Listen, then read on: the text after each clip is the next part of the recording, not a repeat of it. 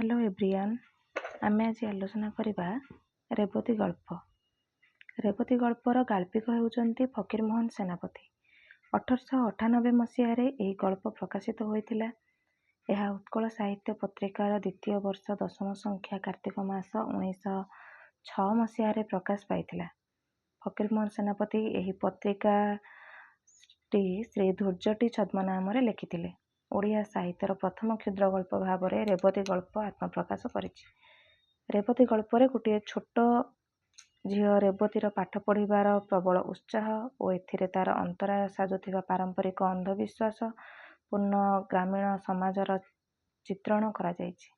ପରେ ଯେବେ ଗାଁରେ ମହାମାରୀ ବ୍ୟାପିଛି, ଏଥିପାଇଁ ତାର ଅଧ୍ୟୟନକୁ ଦାୟୀ କରାଯାଇଛି। ସଂସ୍କାରବାଦୀ ଫକୀରମୋହନ ସେନାପତି ତତ୍କାଳୀନ ସମାଜରେ ପ୍ରଚଳିତ ନାନା କୁସଂସ୍କାର ଓ ଅନ୍ଧବିଶ୍ୱାସ ପ୍ରତି ଇଙ୍ଗିତ କରି ତାଙ୍କ ରେବତୀ ଗଳ୍ପ ଲେଖିଛନ୍ତି। ଚାଲନ୍ତୁ ପିଲାମାନେ, ଏବେ ଆମେ ପଢ଼ିବା ରେବତୀ ଗଳ୍ପ। ରେବତୀ। ଲୋ ରେବତୀ, ଲୋ ରେବୀ, ଲୋ ନିଆଁ, ଲୋ ଚୁଲି। କଟକ ଜିଲ୍ଲାର ହରିହରପୁର ପ୍ରାଙ୍ଗଣା ମଧ୍ୟରେ ଗୋଟିଏ ମଫସଲ ଗ୍ରାମ, ନାମ ପାଟପୁର। ଗ୍ରାମ ମୁଣ୍ଡାମୁଣ୍ଡିରେ ଗୋଟିଏ ଘର, ଆଗିଲି ପଛଲି ଚାରି ବଖରା ଖଞ୍ଜା ପାଚେରୀ, ଚାଳିଆରେ ଢିଙ୍କିଶାଳ, ଅଗଣା ଓ ମଧ୍ୟରେ କୂଅ, ଆଗକୁ ଦାଣ୍ଡ ଦୁଆର, ପଛକୁ ବାଡ଼ି ଦୁଆର। ଦାଣ୍ଡ ଦୁଆର ମେଲା ଘରେ ଦାଣ୍ଡ ଲୋକେ ବସା ଉଠା କରନ୍ତି। ପ୍ରଜାମାନେ ଖଜଣା ଦେବାକୁ ଆସି ଏଇଠାରେ ବସନ୍ତି। ଶ୍ୟାମବନ୍ଧୁ ମହାନ୍ତି ଜମିଦାର ତରଫରୁ ଗ୍ରାମର କରଣ, ମାସକୁ ଦରମା 2 ଟଙ୍କା। ଦରମା ଛାଡ଼ି ପାଉତି ବିଶୋଧନୀ, ବାହାଲହଣା ଇତ୍ୟାଦିରୁ 2 ପଇସା ହାତ ପୈଠ ହୁଏ। ସବୁ ମିଶାଇଲେ ମାସକୁ 4 ଟଙ୍କାରୁ ଊଣା ହେବ ନାହିଁ। ସଂସାର ଏକରକମ ଚଳେ। ଏଇଟା ହେଲା ନାହିଁ, ସେଇଟା ଘରେ ନାହିଁ, ଏଇପରି କଥା ଘରର କାହାରି ମୁହଁରେ ଶୁଣାଯାଏ ନାହିଁ। ବାଡ଼ିରେ ଶାଗ ମୁଗ ଛାଡ଼ି ସଜନା 2 ଗଛ, ଘରେ ଲଗାପଡ଼ିଆ ବରଷ ବିଆଣୀ ଗାଈ 2ଟା ବନ୍ଧା, ଦୁଧ ଟିକିଏ, ଚହ୍ଲା ମୁନ୍ଦାଏ ହାଣ୍ଡି ତଳେ ଲାଗିଥାଏ। ବୁଢ଼ା ଚଷୁ ମିଶାଇ ଘଷି ପାରିଦିଏ। କାଠ କିଣା ବୋଧେ ନାହିଁ। ଜମିଦାର 3.5 ମାଣ ଜମି ଚଷିବାକୁ ଦେଇଛନ୍ତି। ଧାନ ବଳେ ନାହିଁ କି କମେ ନାହିଁ। ଶ୍ୟାମବନ୍ଧୁଟି ବଡ଼ ସିଧାସଳଖ ଲୋକ। ପ୍ରଜାମାନେ ମାନନ୍ତି, ସୁଖ ପାଆନ୍ତି। ବାପରେ ଧନରେ କହି ଦୁଆର ବୁଲି ଖଜଣା ଅସୁଲ କରେ। କାହାରିଠାରୁ ଅନ୍ୟାୟରେ ପଇସାଟିଏ ନିଏ ନାହିଁ। ପ୍ରଜାମାନେ ଖଜଣା ଦେଇ ପାଉତି ମାଗନ୍ତି ନାହିଁ। ସେ 4 ଆଙ୍ଗୁଳି ତାଳପତ୍ରରେ ଖଣ୍ଡେ ପାଉତି ଲେଖି ବଳେ ବଳେ ଚାଳରେ ଗୁଞ୍ଜି ଦେଇଯାଏ। ଜମିଦାର ପିଆଦା ଆସିଲେ ଗାଁକୁ ଛାଡ଼େ ନାହିଁ। ଆପେ ହାତ ଓଠ ଧରି ଧୂଆଁଖିଆ 2 ପଇସା ଅଣ୍ଟାରେ ଗୁଞ୍ଜି ଦେଇ ବିଦା କରେ। ଶ୍ୟାମବନ୍ଧୁଙ୍କ ଘରେ ଖାଇବାକୁ କୁଟୁମ୍ବ 4 ଜଣ। ଆପେ 2 ପରାଣୀ, ମା ବୁଢ଼ୀ, 10 ବରଷର ଗୋଟିଏ ଝିଅ। ଝିଅର ନାମ ରେବତୀ। ତାହେଲେ ଆମ ଏ ଗଳ୍ପର ନାୟିକା ହେଉଛନ୍ତି ରେବତୀ। ଶ୍ୟାମବନ୍ଧୁ ସଞ୍ଜବେଳେ ପିଣ୍ଡାରେ ବସି କୃପାସିନ୍ଧୁ ବଦନ ଗାଏ, ଆଉ ଭଜନ ଗାଏ। କେବେ କେବେ କାଠ ଦୀପୁରେଖାଟି ଉପରେ ବଇଠାଟିଏ ଥୋଇ ଭାଗବତ ପଢ଼େ। ରେବତୀ ପାଖରେ ବସି ଶୁଣୁଥାଏ। ସେ ମୁହେଁ ମୁହେଁ ଢେର ଭଜନ ଶିଖିଗଲାଣି। ତା ପିଲା ମୁହଁରୁ ଭଜନଗୁଡ଼ାକ ଖୁବ୍ ମାନେ। ସଞ୍ଜବେଳେ ବାପା ପାଖରେ ରେବତୀ ଭଜନ ଗାଇଲେ ଗାଁର କୌଣସି ଲୋକ ଆସି ଶୁଣନ୍ତି। ରେବତୀ ବାପା ପାଖରୁ ଗୋଟିଏ ଭଜନ ଶିଖିଥିଲା। ସେଇଟି ଗାଇଲେ ଶ୍ୟାମବନ୍ଧୁ ବଡ଼ ଖୁସି ହୁଏ। ପ୍ରତିଦିନ ଝିଅକୁ ଗାଇବାକୁ କହେ। ରେବତୀ ଗାଏ। କାଆଗେ କରିବି ଗୁହାରି, ତୁମେ ନ ଚାହିଁଲେ ନାଥ, ଗରିବ ଜୀବ ସରି। କର ବା ନକର ତ୍ରାଣ, ପଦେ ସମର୍ପିଛି ପ୍ରାଣ, ହୃଦେ ଅଛି ତବ ନାମ ଧରି। ଶୀତଳ କର ଜୀବନ ପ୍ରେମାମୃତ, ତୁମ୍ଭ ବିନା ତ୍ରିଜଗତ ଶୂନ୍ୟ ହେ ହରି। ଶୀତଳ କର ଜୀବନ ପ୍ରେମାମୃତ ଦାନ କରି।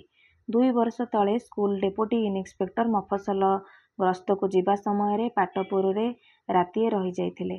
ଗ୍ରାମର ମୁଖିଆ 4-5 ଜଣ ଲୋକ କୁହାପୋଛା କରିବାରୁ ଡିପୋଟି ବାବୁ ଓଡ଼ିଶା ବିଭାଗର ଇନ୍ସପେକ୍ଟରଙ୍କଠାରୁ ରିପୋର୍ଟ କରି ଗୋଟିଏ ଅପର ପ୍ରାଇମେରୀ ସ୍କୁଲ ବସାଇ ଦେଇଛନ୍ତି। ଶିକ୍ଷକ ବେତନ ମାସକୁ 4 ଟଙ୍କା। ଏହି 4 ଟଙ୍କା ସରକାରରୁ ମିଳେ। ଏହାଛଡ଼ା ପ୍ରତି ପିଲା ମାସକୁ ଅଣାଏ ଲେଖାଏଁ ଦିଅନ୍ତି। ଶିକ୍ଷକଟି କଟକ ନର୍ମାଲ ସ୍କୁଲର ଅବଦାନ ବିଭାଗର ଉତ୍ତୀର୍ଣ୍ଣ ଛାତ୍ର। ନାମ ବାସୁଦେବ। ନାମଟି ଯେପରି ବାସୁଦେବ, ଲୋକଟା ମଧ୍ୟ ସେହିପରି। ବାସୁଦେବ ଟୋକାଟାର ଭିତର ବାହାର ସୁନ୍ଦର।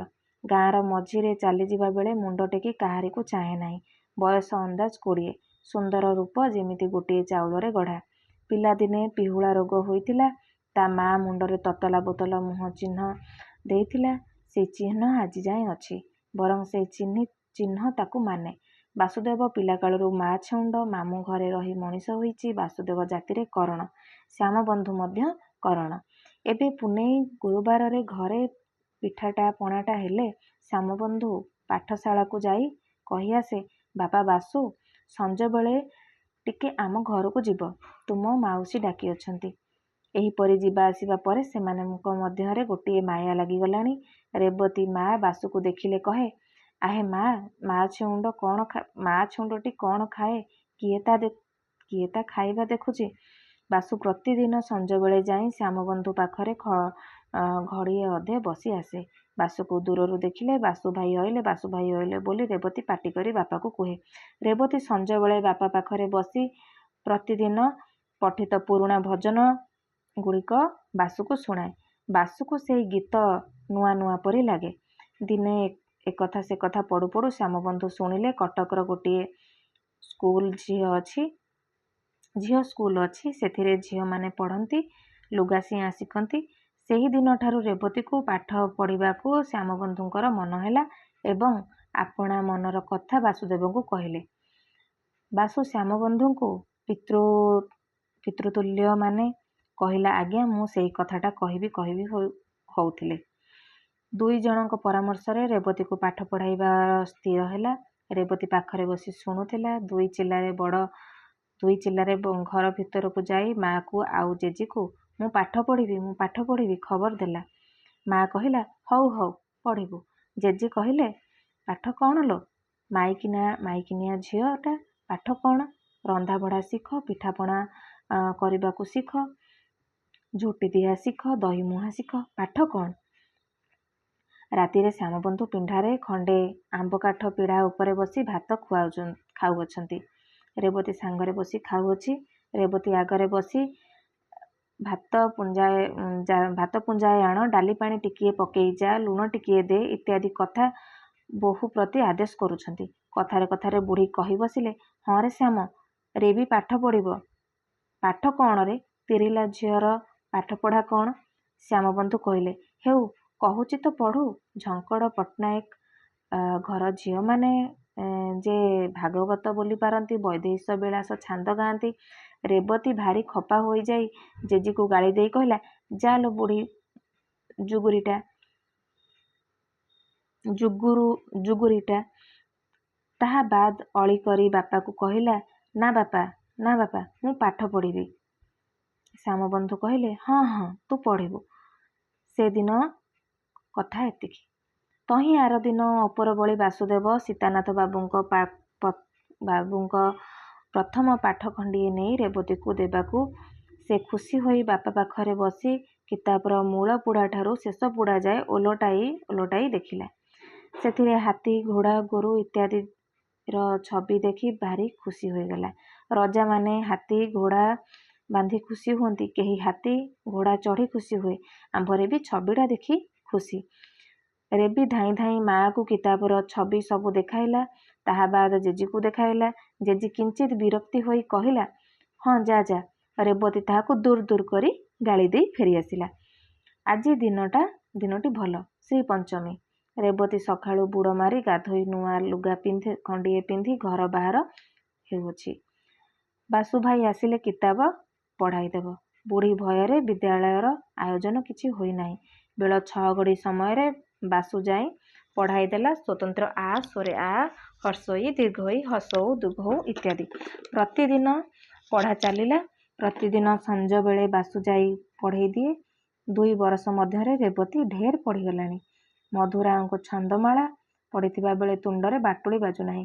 ଦିନେ ରାତିରେ ଶ୍ୟାମବନ୍ଧୁ ବସି ଭାତ ଖାଇବା ବେଳେ ମା ପୁଅ 2 ଜଣ କଥାବାର୍ତ୍ତା ହେଲେ। ପୂର୍ବେ ବୋଧକରୁ କିଛି କଥା ହୋଇଥିଲା। ଆଜି ସେହି କଥାର ଉପସଂହାର। ଶ୍ୟାମବନ୍ଧୁ, କି ମା, ଭଲ ହେବ ନାହିଁ କି? ବୁଢ଼ୀ, ହଁ ଭଲ ତ ହେବ। ଝିଅ କଥାଟା ବୁଝୁଛୁ ନା? ଶ୍ୟାମବନ୍ଧୁ, ମୁଁ ଆଜି ଯାଏଁ ଆଉ କ'ଣ ବୁଝୁଥିଲି? ଭଲ କରଣ, ଗରିବ ପୁଅ ହେଲେ କ'ଣ ହେବ? ଜାତି ଭଲ। ବୁଢ଼ୀ। ଧନ ଦୌଲତ ନାହିଁ ବିଚାର, ଜାତି କଥାଟା ଆଗ ପଚାର। ଘରେ ରହିବ ତ? ଶ୍ୟାମବନ୍ଧୁ। ଘରେ ନ ରହି କୁଆଡ଼େ ଯିବ? 1000 ହେଲେ ମାମୁଁ ମାଇନା, ଆଉ କ'ଣ?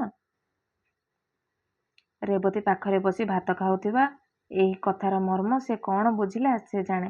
ମାତ୍ର ସେଇ ଦିନଠାରୁ ତାର ଭାବଭଙ୍ଗୀ ଅନ୍ୟ ରକମ ଦେଖୁଅଛୁ। ତାର ବାପା ଆଗରେ ବାସୁ ଭାଇ ପଢ଼ାଇ ଦେଲେ କିପରି ଗୋଟିଏ ଲାଜ ମାଡ଼େ। ଅକାରଣ ସକାରଣ ସବୁବେଳେ ହସ ମାଡ଼େ। ମୁଣ୍ଡ ତଳକୁ ପୋତି ଦେଇ 2 ଓଠ ବୁଜି ହସ ଲୁଚାଏ। ଏଣିକି ବାସୁ ପଢ଼େଇ ଦେଲେ କେତେବେଳେ ତୁନି ତୁନି ପଢ଼େ, କେତେବେଳେ ଖାଲି ହୁଁ ହୁଁ କରେ। ପଢ଼ା ସରିଗଲେ ପାଟି ବୁଜି ହସି ହସି ଘରକୁ ପଳାଇଯାଏ। ପ୍ରତିଦିନ ସଞ୍ଜବେଳେ ଦାଣ୍ଡ ଦୁଆର କବାଟକୁ ଧରି କାହାକୁ ଚାହିଁଥାଏ। ବାସୁ ଆସିଲେ ଘରକୁ ପଳାଏ। 5 ଡାକରେ ବାହାରେ ନାହିଁ। ଏଣିକି ରେବତୀ ଦାଣ୍ଡକୁ କେବେ ବାହାରିଲେ ବୁଢ଼ୀ ଖପା ହୁଏ। ଦେଖୁ ଦେଖୁ ପଞ୍ଚମୀ 2 ବରଷ ହୋଇଗଲାଣି। ବିଧାତାଙ୍କର ବିଧାନ, କାହାର ଦିନ ସମାନ ଭାବରେ ଯିବ ନାହିଁ।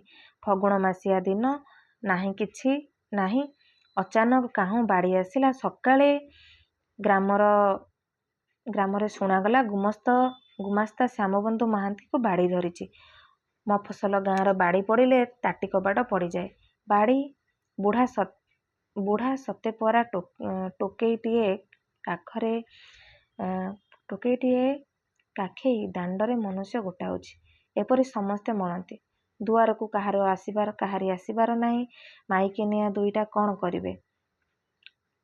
ପିଲାଟା ଡାକ ପାଡ଼ି ଘର ବାହାର ହେଉଅଛି। ବାସୁଦେବ ଶୁଣି ସ୍କୁଲ ଛାଡ଼ି ଧାଇଁଲା। ଡର ନାହିଁ, ଭୟ ନାହିଁ, ଆପଣା ଶରୀର ପ୍ରତି ଭାବନା ନାହିଁ। ଶ୍ୟାମବନ୍ଧୁ ପାଖରେ ବସି ଗୋଡ଼ରେ ହାତ ବୁଲାଉଥାଏ, ପାଣି ଟୋପାଏ ଟୋପାଏ ମୁହଁରେ ଦେଉଥାଏ। ବେଳ 3 ପ୍ରହର ସମୟରେ ଶ୍ୟାମବନ୍ଧୁ ବାସୁ ମୁହଁକୁ ଚାହିଁ ଖନେଇ ଖନେଇ କହିଲା, ବାସୁଏବ ଆଗିଲା। ବାସୁକୁ ଭୋ ଭୋ କରି ଡକା ପଡ଼ିଲା। ଘରେ ଚହଳ ପଡ଼ିଗଲା। ରେବତୀ ଭୂଇଁରେ ପଡ଼ି ଗଡ଼ୁଥାଏ। ଗ୍ରାମର ଲୋକେ ଶୁଣି କହିଲେ, ହୋଇଗଲା ପରା। ଦେଖ ସଞ୍ଜବେଳକୁ କିଛି ନାହିଁ। କ'ଣ କରିବେ? ବାସୁଟା କାଲିକା ପିଲା, ଆଉ 2ଟା ଭୁଆସୁଣୀ। ଗ୍ରାମର ବନା ସେଠି ଧୋବା ଜଣେ ଜାଣିବା ଶୁଣିବା ଲୋକ। ତା ଦେହକରେ 50 କି 60 ପାର ଗଲାଣି। କାଲି ହେଲେ ଯିବାକୁ ହେବ, ଆଜି ହେଲେ ଯିବାକୁ ହେବ। ଲୁଗାପଟା 2 ଖଣ୍ଡ ମଧ୍ୟ ମିଳିବାର ଭରସା। ଗାମୁଛାଟାଏ ଅଣ୍ଟାରେ ଭିଡ଼ି ଦେଇ କୁରାଢ଼ିଟିଏ କାନ୍ଧରେ ପକାଇ ହାଜର ହୋଇଗଲା। ଗ୍ରାମରେ କରଣ ସେଇ ଘରକ। ଶାଶୁ, ବୋହୂ, ବାସୁଦେବ 3 ଜଣ ଧରାଧରି କରି କର୍ମ ଚଳାଇଲେ। ସେ ସମୟରେ କଥାଗୁଡ଼ାକ ଲେଖିବାକୁ ଆମ୍ଭେମାନେ ନିତାନ୍ତ ଅକ୍ଷମ। ଶ୍ମଶାନରୁ ଫେରି ଆସିବାକୁ କୁଆଁତାରା ଉଇଁଲାଣି। ଘରେ ପଶିବା ମାତ୍ରକେ ରେବତୀ ମା ପୋଖରୀ ପାଣି ଗଲା। ଦେଖ ଦିନ 2 ପ୍ରହର ବେଳେ ଗ୍ରାମର ହାଟ ହେଲା। ରେବତୀ ମା ନାହିଁ। ଦିନ ଚାଲିଯାଏ। କାହାରି ଲାଗି ଦିନ ବସି ରହେ ନାହିଁ। କାହାର ପାଲିଙ୍କି ଉପରେ ପାଟଛତା, କାହାରି ବେଡ଼ି ଉପରେ କୋରଡ଼ା। ଦିନ ଯାଉଛି ସମସ୍ତଙ୍କର, ଯିବ ସମସ୍ତଙ୍କର। ଦେଖୁ ଦେଖୁ 3 ମାସ କଟିଗଲାଣି। ଶ୍ୟାମବନ୍ଧୁ ଘରେ 2 ଗୋଟି ଗାଈ ଥିଲେ। ତହବିଲ ବାକି ଟଙ୍କା ସକାଶେ ଜମିଦାର ଘର ଲୋକେ ଆସି ବାନ୍ଧି ନେଇଗଲେ। ଆମ୍ଭେମାନେ ଜାଣୁ, ଜମିଦାର ଘର ଟଙ୍କାକୁ ଶ୍ୟାମବନ୍ଧୁ ଶିବ ନିର୍ମାଲ୍ୟ ପରି ଜ୍ଞାନ କରେ। ଟଙ୍କାଟି ଅସୁଲ ହେଲେ ଜମିଦାର କଡ଼େରୀର ପଇଠ କରିବା ଯା ତାହାର ନିଦ ଥାଏ ନାହିଁ। ମାତ୍ର ତାହା ଉପରେ ଟଙ୍କା ଥାଇ ତା ନ ଥାଉ, ଗାଈ 2ଟା ବଡ଼ ଦୁଧିଆଳି, ଏଇଟା ପୂର୍ବରୁ ଜମିଦାରକୁ ଜଣାଥିଲା। ଏହାଛଡ଼ା ଜମିଦାର ଚଷିବାକୁ ଯେ 3 ମାଣ ଜମି ଦେଇଥିଲା, ତାହା ଛଡ଼ାଇ ଦେଲାଣି। ହଳିଆଟା ବା ଘରେ ଆଉ କିଆଁ ରହିବ? ଦୋଳ ପୂର୍ଣ୍ଣିମା ଦିନ ସେ ଛାଡ଼ିଗଲା। ବଳଦ 2ଟା 17.5 ଟଙ୍କାରେ ବିକା ଯାଉଥିଲା। 2 ଜଣଙ୍କ କ୍ରିୟାରେ ଖରଚ ଯାଇ ଯାହା ବଳିଥିଲା, ସଟା କଟା କରି ମାସେ ଚଳିଲା। ଆଜି ଜାଳଟା, କାଲି ପିତ୍ତଳଟା, ସଟା ବଟା ବନ୍ଧା ଛନ୍ଦାରେ ଆଉ ମାସେ ଗଲା। ବାସୁ 2 ଓଳି ଦୁଆରକୁ ଆସେ। ହାତ ଘଡ଼ିଏ ଯାଏଁ, ରାତି ଗଡ଼ିଏ ଯାଏଁ ଥାଏ। ଆଈ ନାତୁଣୀ ଶୋଇବାକୁ ଗଲେ ବାସୁ ଯାଏ। ବାସୁ କିଛି ଟଙ୍କା ପଇସା ଦେଲେ ଆଈ ବା ନାତୁଣୀ କେହି ନିଅନ୍ତି ନାହିଁ। ବଳେଇ ବଳେଇ କିଛି ଦେଲେ ତାହା ଠଣାରେ ପଡ଼ିଥାଏ। ବାସୁ ଜାଣିପାରି ଆଉ କିଛି ଦିଏ ନାହିଁ। ବୁଢ଼ୀ ପାଖରୁ ଗୋଟିଏ 2ଟା ପଇସା ନେଇ ସଉଦା କିଣିଦିଏ। ସେଇ 2 ପଇସା ସଉଦାରେ 8-10 ଦିନ ଚଳିଯାଏ। ଘରର ଚାଳ ଉଡ଼ିଗଲାଣି, ଛାଉଣି ଦରକାର। ବାସୁ 2 ଟଙ୍କାର ନଡ଼ା କିଣି ବାଡ଼ିରେ ଗଦେଇ ଅଛି। ଶରଣ ହେବାରୁ ଛପର ବନ୍ଦୀ ହୋଇପାରୁ ନାହିଁ। ବୁଢ଼ୀ ଏବେ ଆଉ ଦିନ ରାତି ବସି କାନ୍ଦେ ନାହିଁ, କେବଳ ସଞ୍ଜବେଳେ ବସି କାନ୍ଦେ। କାନ୍ଦି କାନ୍ଦି ବୁଢ଼ୀ ଆଖିକି ଏବେ ଭଲ ହୋଇ ଦିଶୁନାହିଁ, ବାୟାଣୀ ପରି ହୋଇଗଲାଣି। ଏବେ କାନ୍ଦିବାର ଉରା କରି ରେବତୀକୁ ଗାଳି ଦେବାକୁ ଆରମ୍ଭ କରିଛି। ଏତେ ଯେ ଦୁଃଖ, ଏତେ ଯେ ଦୁର୍ଦ୍ଦଶା, ସବୁ ମୂଳ କାରଣ ରେବତୀ। ଏହା ସେ ମନ ମଧ୍ୟରେ ସ୍ଥିର ସିଦ୍ଧାନ୍ତ କରିସାରିଲାଣି। ରେବତୀ ପାଠ ପଢ଼ିବାରୁ ପୁଅ ମଲା, ବୋହୂ ମଲା, ହଳିଆ ଛାଡ଼ିଗଲା, ବଳଦ ବିକାଗଲା, ଜମିଦାର ଘର ଗାଈ ବାନ୍ଧି ଘେନିଗଲା। ରେବତୀ କୁଲକ୍ଷଣୀ, ରେବତୀ କୁଢ଼ଙ୍ଗୀ, ରେବତୀ ଲକ୍ଷ୍ମୀ ହୁଡ଼ି। ରେବତୀ ଆଖିକି ଯେ ଦିଶୁନାହିଁ, ତାର କାରଣ ରେବତୀର ପାଠପଢ଼ା। ବୁଢ଼ୀ ଗାଳି ଦେବାବେଳେ ରେବତୀ ଆଖିରୁ 2 ଧାର ବହି ଯାଉଥାଏ। ଡରେ ବୁଢ଼ୀ ପାଖରେ ସେ ଛିଡ଼ା ହୋଇପାରେ ନାହିଁ। ବାଡ଼ି ଦୁଆରେ ନୋହିଲେ ଘର କୋଣରେ ମୁହଁ ଘୋଡ଼ାଇ କାଠଟିଏ ପରି ବସିଥାଏ। ବାସୁ ମଧ୍ୟ ଦୋଷୀ, କାରଣ ରେବତୀ ତ ଏତେ ଦିନ ଯାଏଁ ପଢ଼ୁ ନଥିଲା, ସେ ଆସି ପଢ଼େଇ ଦେଲା। ମାତ୍ର ରେବତୀ ବାସୁକୁ କିଛି କହିପାରେ ନାହିଁ। ମାତ୍ର ବୁଢ଼ୀ ବାସୁକୁ କିଛି କହିପାରେ ନାହିଁ। ବାସୁ ନ ହେଲେ ଘର ଦଣ୍ଡେ ଅଚଳ। ପୁଣି ଜମିଦାର ଘର ଲଟ ଛିଡ଼ି ନାହିଁ। ଜମିଦାର ଘର ଲୋକ ଆସି ଆଜି ଏ ହିସାବଟା, କାଲି ଏ ହିସାବଟା, ସେ ହିସାବଟା ମାଗେ। ବାସୁ ନ ହେଲେ ପାଞ୍ଜି ବିଡ଼ାରୁ ପଢ଼ି ପତର କାଢ଼ିଦେବ କିଏ? ତଥାପି ବାସୁ ନଥିବା ବେଳେ ସେ ସହଜ କଥାରେ କେବେ କେବେ ଆପଣା ମନ୍ତବ୍ୟ ପ୍ରକାଶ କରିଥାଏ। ରେବତୀ ଆଉ ଏଣିକି ପିଲା ନୁହେଁ, ତାହା ପାଟି ଆଉ କେହି ଶୁଣି ନାହିଁ।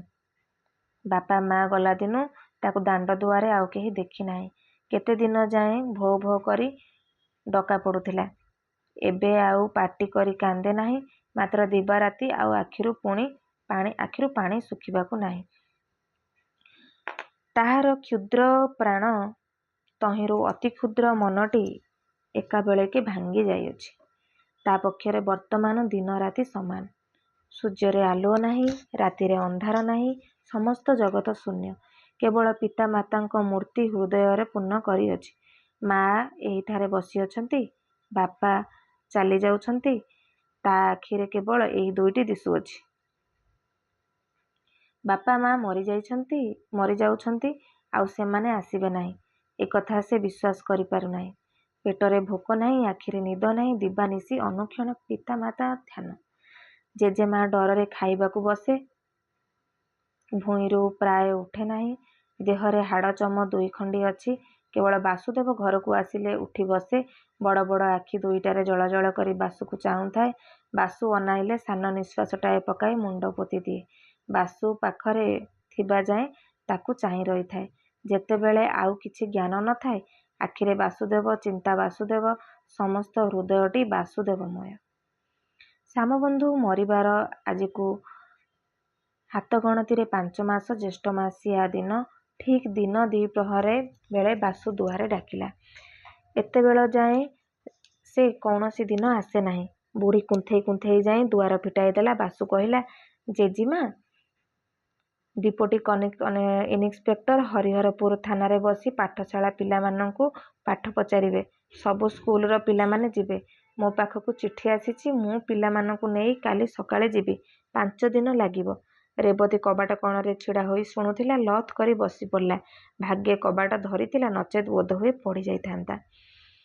ବାସୁ 5 ଦିନ ସକାଳେ ଚାଉଳ, ଲୁଣ, ତେଲ, ବାଇଗଣ କିଣି ଆଣି ଅଗଣାରେ ଥୋଇଦେଇ ବୁଢ଼ୀକୁ ଜୁହାରଟିଏ ହୋଇ ଶନିବାର ମୁହଁ ସଞ୍ଜ ବେଳେ ବାହାରିଗଲା।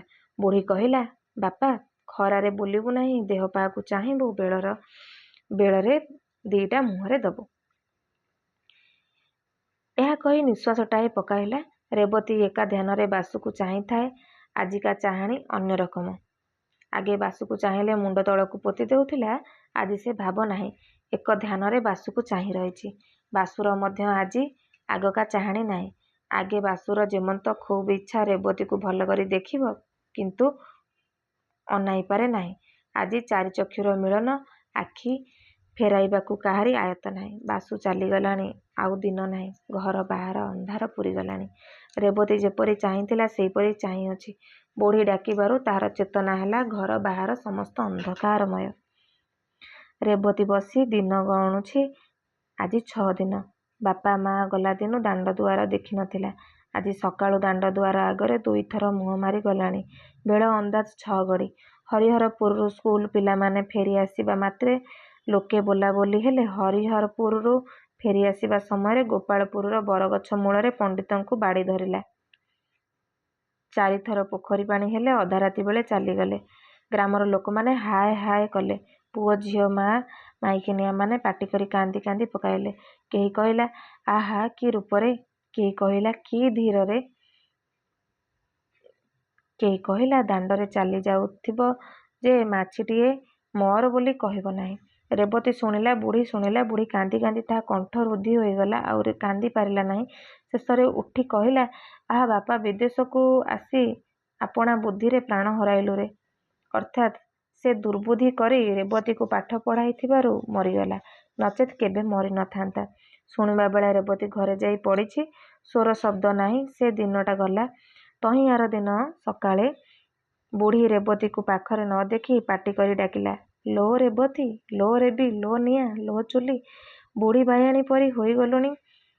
କାନ୍ଦ ବୋବାଳି ନାହିଁ, କେବଳ ରାଗରେ ରେବତୀକୁ ଗାଳି। ପଡ଼ିଶା ଲୋକେ, ଦାଣ୍ଡ ଗଲା ଲୋକେ ଯେତେବେଳେ ଇଚ୍ଛା ସେତେବେଳେ ଶୁଣୁଅଛନ୍ତି, ଲୋ ରେବତୀ, ଲୋ ରେବି, ଲୋ ନିଆଁ, ଲୋ ଚୁଲି। ବୁଢ଼ୀ ଆଖିକୁ ଦିଶୁନାହିଁ। ଅଣ୍ଡାଳି ଅଣ୍ଡାଳି ଯାଇ ରେବତୀକୁ ପାଇଲା। ଡାକିଲା। ଜବାବ ନ ପାଇ ତା ଦେହରେ ହାତ ବୁଲାଇ ଦେଖିଲା, ଭାରି ଜ୍ୱର। ଦେହରେ ନିଆଁ ବାହାରୁଅଛି। ଜ୍ଞାନ ନାହିଁ। ବୁଢ଼ୀ ଢେର ବେଳ ଯାଏଁ ବସି କ'ଣ ପାଞ୍ଚିଲା। କ'ଣ କରିବ, କାହାକୁ ଡାକିବ? ମନ ମଧ୍ୟରେ ଜଗତ ସଂସାର ଖୋଜିଲା। ପାଖରେ କାହାକୁ ଦେଖିଲା ନାହିଁ। କିଛି ସ୍ଥିର କରି ନ ପାରି ଖପା ହୋଇ କହିଲା, ଯାହା ଆପଣା କିଆ ତହିଁକି ଇଲାକ କିଆ। ଅର୍ଥାତ୍ ତୁ ପାଠ ପଢ଼ିବାରୁ ଜ୍ୱର ହେଲା, ମୁଁ କ'ଣ କରିବି? ଦିନେ ଗଲା, 2 ଦିନ ଗଲା, 3 ଦିନ ଗଲା, 4 ଦିନ ଗଲା, 5 ଦିନ ମଧ୍ୟ ଗଲା। ରେବତୀ ମାଟିରେ ଲାଗିଯାଇ ପଡ଼ିଅଛି। ଆଖି ଫିଟାଉ ନାହିଁ। ଡାକିଲେ ଉତ୍ତର ନାହିଁ। ଉଁ ଚୁଁ ହେବାକୁ ମଧ୍ୟ ନାହିଁ। ଆଜି 9 ଦିନ। ରେବତୀ ସକାଳୁ 2-4 ଥର ପାଟି କଲାଣି। ବୁଢ଼ୀ ପାଟି ଶୁଣି ପାଖକୁ ଗଲା। ଦେହରେ ହାତ ବୁଲାଇ ଦେଖିଲା, ଗୋଡ଼ ହାତ ଶୀତଳ। ଡାକିଲେ ହୁଁ ହୁଁ ଜବାବ ଦେଲା। କଟମଟ କରି ମୁହଁକୁ ଚାହୁଁଅଛି। କିଛି ନ ପଚାରିଲେ ମଧ୍ୟ କେତେ କଥା କହି ପକାଉଛି। କୌଣସି କବିରାଜ ଦେଖିଲେ ତୃଷ୍ଣା ଦାହ, ପ୍ରଜାପଶ୍ଚ ଇତ୍ୟାଦି ଶ୍ଲୋକ ପଢ଼ି କହନ୍ତେ ଶନିପାତସ୍ୟ ଲକ୍ଷଣ। ମାତ୍ର ବୁଢ଼ୀ କିଛି ଖୁସି ହେଲା। ଦେହରେ ତାତି ନାହିଁ। କଥା କହୁ ନଥିଲା। ପାଟି ଫିଟାଇଲାଣି। ଚାହୁଁ ନଥିଲା। ଆଖି ଫିଟିଲାଣି। ପାଣି ପିଇବାକୁ ମାଗିଲାଣି। 6 ଦିନ ହେଲା ଜିଭରେ ପାଣି ଟୋପାଏ ବାଜି ନଥିଲା। 4ଟା ପଥି ପେଟରେ ପଡ଼ିଲେ ଝିଅଟା ଉଠି ବସିବ। ତୁ ଶୋଇଥା, ମୁଁ 4ଟା ପଥି ରାନ୍ଧି ଆଣେ। ଏହା କହି ବୁଢ଼ୀ ବାହାରକୁ ବାହାରି ଆସିଲା। ପଥି ରାନ୍ଧିବ କ'ଣ? ଘରେ ପାଛିଆ, କୁଣ୍ଢେଇ, ହାଣ୍ଡି, ଆଟିକା ସବୁ ଖୋଜିଲା। ମୁଠାଏ ଚାଉଳ ନାହିଁ। ନିଃଶ୍ୱାସଟାଏ ପକାଇ ବସିଲା। ବାସୁ 5 ଦିନକୁ ଚାଉଳ ଡାଲି କିଣିଦେଲା ଯାଇଥିଲା। ସେଥିରେ 10 ଦିନ କିଆଁ ଚଳିଗଲା। ବୁଢ଼ୀର ଦୃଷ୍ଟିଶକ୍ତି ଥିଲେ ବୁଝି ପାରିଥାନ୍ତା। ବସି ବିଚାର କଲେ ବୁଦ୍ଧି ଦିଶେ। ଘରେ କଂସା ବାସନ କିଛି ନାହିଁ। ହାତରେ ଗୋଟିଏ କଣା ଢାଳ ପଡ଼ିଲା। ସେଇଟା ଧରି ହରିସା ଦୋକାନକୁ ବାହାରିଲା। ହରିସା ଘର ଗ୍ରାମ ମଝିରେ। ତାହାର ରୀତିମତ ଦୋକାନ ନାହିଁ। ଚାଉଳ, ଡାଲି, ଲୁଣ, ତେଲ ରଖିଥାଏ। କୌଣସି ଦିନ ବିଦେଶୀ ଲୋକ ପହଞ୍ଚିଗଲେ କିଣନ୍ତି। କେବେ ହେଲେ ଗ୍ରାମ ଲୋକଙ୍କର କିଛି ଦରକାର ହେଲେ କିଣନ୍ତି। ବୁଢ଼ୀ ଢାଳଟି ଧରି ହରିସା ଦୁଆରେ ପହଞ୍ଚିଲା। ହରିସା ବୁଢ଼ୀ ହାତରେ ଢାଳଟି ଦେଖି ଅର୍ଥଟା ବେଶ୍ ବୁଝିଗଲା। ବୁଢ଼ୀ ଆପଣାର ଅଭିପ୍ରାୟ ଜଣାଇବାରୁ ହରି ଢାଳଟା ହାତରେ ଧରି ଚାରିପାଖ ଦେଖି କହିଲା, ନାହିଁ ନାହିଁ, ମୋ ଘରେ ଚାଉଳ ନାହିଁ। ଆଉ ଏଇ କଣା ଢାଳଟି ରଖି କିଏ ଚାଉଳ ଦେବ? ହରି ଘରେ ଯେ ଚାଉଳ ନଥିଲା ତା ନୁହେଁ, ଦେବାକୁ ମଧ୍ୟ ଇଚ୍ଛା, ତା ତେବେ ଶସ୍ତାରେ ନେବାର କଥା। ଚାଉଳ ନଥିବାର ଶୁଣି ବୁଢ଼ୀ ମୁଣ୍ଡରେ ତ ବଜ୍ର ପଡ଼ିଲା। କ'ଣ କରିବି? ଝିଅଟା ଜ୍ୱରରୁ ଉଠିଛି। ତା ମୁହଁରେ କ'ଣ ଦେବି? ଘଡ଼ିଏ ବସିଗଲା। ବେଳ ବୁଡ଼ିଗଲାଣି। ହରିକୁ ଦୁଇଥର ଅନାଇଲା ଯାଏ ଝିଅଟା କ'ଣ କରୁଛି ଦେଖେ। ଢାଳଟି ଧରି ଉଠୁଛି। ହରି କହିଲା, ଦିଅ ଦିଅ ଢାଳଟା ଦିଅ, ଦେଖେ ଘରେ କ'ଣ ଅଛି। ହରି ଢାଳଟା ରଖି 4 ମାଣ ଚାଉଳ, ଅଧମାଣ ଡାଲି, କିଛି ଲୁଣ ଦେଲା। ବୁଢ଼ୀ 4-6 ଜାଗା ବସି ଉଠି ଘରେ ପହଞ୍ଚିଲା। ଏପର୍ଯ୍ୟନ୍ତ ବୁଢ଼ୀ ଦାନ୍ତରେ ଦାନ୍ତକାଠି ବାଜି ନାହିଁ। ଦେହ ମନ କଷ୍ଟ କଥା କ'ଣ କହିବ। ଘରେ ପହଞ୍ଚି ରେବତୀକୁ ଡାକିଲା। ତାହାର ବିଶ୍ୱାସ ରେବତୀ ଭଲ ହୋଇଗଲାଣି, ପାଣି କାଢ଼ିଦେବ, ସେ ଭାତ ରାନ୍ଧିବ। ରେବତୀ ଜବାବ ନ ଦେବାରୁ ସେ ଭାରି ଖପା ହୋଇଯାଇଥିଲା। ଲୋ ରେବତୀ, ଲୋ ରେବି, ଲୋ ନିଆଁ, ଲୋ ଚୁଲି, ଜବାବ ନାହିଁ। ଏଣେ ରେବତୀର ସନ୍ନିପାତ ରୋଗ କ୍ରମଶଃ ବଢ଼ୁଅଛି। ଭୟାନକ ଯନ୍ତ୍ରଣା, ଦେହ କ୍ରମଶଃ ଶୀତଳ ହେଉଛି, ଜିଭ ଶୁଖିଗଲାଣି। ଭୟଙ୍କର ପିପାସା, ଜିଭଟା ଯେମନ୍ତ ଭିତରକୁ ଚାଲି ଯାଉଅଛି। ଥଣ୍ଡା ଜାଗାକୁ ଯିବାର ଇଚ୍ଛା। ଘରଯାକ ଗଡ଼ି ଗଡ଼ି ବାହାରକୁ ଆସିଲା। ସୁଖ ଲାଗିଲା ନାହିଁ। ବାଡ଼ି ଦୁଆରକୁ ଯାଇ ପିଣ୍ଡାରେ ବସିଲା। ଦିନ ଶେଷ ହୋଇ ଆସିଲାଣି। ଖୁବ୍ ପବନ ବହୁଅଛି। ବାଡ଼କୁ ଆଉଜି ବସିଲା। ବାଡ଼ିକୁ ଯାଇ ଅନାଇଲା। ବାପ ଗଲା ବରଷ ଏଇ କଦଳୀ ଗଛ ଲଗାଇଥିଲେ। ଭଣ୍ଡା ବାହାରିଲାଣି। 2 ବରଷ ତଳେ ମା ଗୋଟିଏ ପିଜୁଳି ଗଛ ବାଡ଼ିରେ ରୋଇଥିଲେ। ରେବତୀ ଧାଇଁ ଧାଇଁ କୂଅରୁ ଢାଳେ ପାଣି ସେ ଗଛରେ ଦେଇଥିଲା। ସେ ଗଛ କେଡ଼େଟିଏ ହେଲାଣି, ଫୁଲ ଧରିଲାଣି। ସେ ଗଛ ଦେଖି ମା ମନ ପଡ଼ିଲେ। ବୁଦ୍ଧି ସ୍ଥିର ନାହିଁ, ମନ ଚଞ୍ଚଳ। ଲଗାଲଗି କିଛି କଥା ମନରେ ପଡ଼ୁନାହିଁ। ମାତାର ଆନନ୍ଦମୟୀ ମୂର୍ତ୍ତି ଆଉ ମନରୁ ଛିଡ଼ୁନାହିଁ। ସଞ୍ଜ ଗଡ଼ିଗଲାଣି। ଗଛ ମୂଳକୁ ଡାଳ ଓଢୁଆଳରୁ ଅନ୍ଧକାର ଗୁଡ଼ାକ କାହାରି ବାଡ଼ି ପୂରିଗଲାଣି। ଆଉ କିଛି ଦିଶୁନାହିଁ। ଆକାଶକୁ ଚାହିଁଲା। ପହରକିଏ ତାରଟିକୁ ଧକ ଧକ ହୋଇ କିରଣ ବାହାରୁଅଛି। ଏହି ଧ୍ୟାନରେ ରେବତୀ ସେହି ତାରାକୁ ଚାହିଁଅଛି।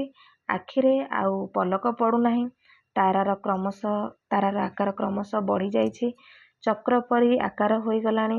ଆହୁରି ବୁଦ୍ଧି, କ୍ରମଶଃ ଉଜ୍ଜ୍ୱଳ। ଆହା, ଏ କି ମୂର୍ତ୍ତି! ତାରା ମଧ୍ୟରେ ଶାନ୍ତିଦାୟିନୀ, ପ୍ରେମମୟୀ, ଆନନ୍ଦମୟୀ ମାତାଟିର ଅଭୟୀ ମୂର୍ତ୍ତି ବସି ସ୍ନେହରେ କୋଳକୁ ନେବା ସକାଶେ ଡାକୁଅଛନ୍ତି। ମା 2 ଗୋଟି କିରଣ ହସ୍ତ ବଢ଼ାଇ ଦେଲେ। ସେହି କିରଣ ଦୁଇଟି ଆସି 2 ଚକ୍ଷୁ ସ୍ପର୍ଶ କରି ହୃଦୟରେ ପ୍ରବେଶ କଲା। ସେହି ଅନ୍ଧକାର ମଧ୍ୟରେ ଆଉ କୌଣସି ଶବ୍ଦ ନାହିଁ, କେବଳ ନିଃଶ୍ୱାସ ଶବ୍ଦ। ସେ ଶବ୍ଦ କ୍ରମଶଃ ପ୍ରବଳ, ଖୁବ୍ ଦୀର୍ଘଶ୍ୱାସ। ଶେଷରେ ମା ମା 2 ଥର ଅସ୍ପଷ୍ଟ ଶବ୍ଦ ଶୁଭିଲା। ବାଡ଼ି ନିସ୍ତବ୍ଧ, ନୀରବ। ଏଣେ ବୁଢ଼ୀ ଘୁଷୁରି ଘୁଷୁରି ଯାଇ ରେବତୀ ଶୋଇବା ଜାଗା ଦେଖିଲା। କେହି ନାହିଁ। ଘରଯାକ, ବାହାର ଅଗଣା, ଢିଙ୍କି ତଳ, ଢିଙ୍କା ଲାଞ୍ଜି, କେହି ନାହିଁ। ମନେକଲା ଜ୍ୱର ଭଲ ହୋଇଗଲାଣି, ବାଡ଼ିରେ ବୁଲୁଥିବ। ସେହି ଡାକ, ଲୋ ରେବତୀ, ଲୋ ରେବି, ଲୋ ନିଆଁ, ଲୋ ଚୁଲି। ବାଡ଼ି ଦୁଆରକୁ ଗଲା। ଅଣ୍ଡାଳି ଅଣ୍ଡାଳି ପିଣ୍ଡାକୁ ଉଠିଲା। ପିଣ୍ଡାଟା ଭୂମିଠାରୁ 2 ହାତ ଉଚ୍ଚା, ହାତେ ଚଉଡ଼ା। ମଲା, ତୁ ଏଇଠି ବସିଛୁ? ଦେହରେ ହାତ ଦେଇ ବୁଢ଼ୀ ପ୍ରଥମେ ଚମକି ପଡ଼ିଲା। ଆଉ ଥରେ ଭଲ କରି ଗୋଡ଼ଠାରୁ ମୁଣ୍ଡ ଯାଏ ହାତ ବୁଲାଇଲା। ନାକରେ ହାତ ଦେଇ ଗୋଟିଏ ଉତ୍କଟ ଶବ୍ଦ କଲା। ସଙ୍ଗେ ସଙ୍ଗେ ପିଣ୍ଡା ତଳେ ଦୁଲଦାଲ ଶବ୍ଦ। ଶ୍ୟାମବନ୍ଧୁ ମହାନ୍ତି ଘରର କୌଣସି ପ୍ରାଣୀକୁ ଜଗତରେ ଆଉ କେହି ଦେଖି ନାହାନ୍ତି। ପଡ଼ୋଶୀମାନେ ରାତି ପ୍ରହରକ ସମୟରେ ଶେଷ ଶବ୍ଦ ଶୁଣିଥିଲେ। ଲୋ ରେବତୀ, ଲୋ ରେବି, ଲୋ ନିଆଁ, ଲୋ ଚୁଲି। ଏହି ଗଳ୍ପଟି ସମାପ୍ତ ହେଲା। ଆମେ ନେକ୍ସଟ କ୍ଲାସରେ ଯେଉଁ ଭିଡ଼ିଓ ଅପଲୋଡ଼ କରିବି ସେଥିରେ ଆମେ ରେବତୀ ଗଳ୍ପର କିଛି MCQ ଡିସ୍କସନ୍ କରିବା ଆଉ ଏକ୍ଜାମ୍ ରିଲେଟେଡ଼୍ କିଛି ଆଲୋଚନା କରିବା। ଧନ୍ୟବାଦ।